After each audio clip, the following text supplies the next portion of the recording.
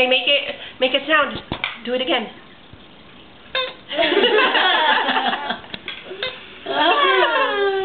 Do it again.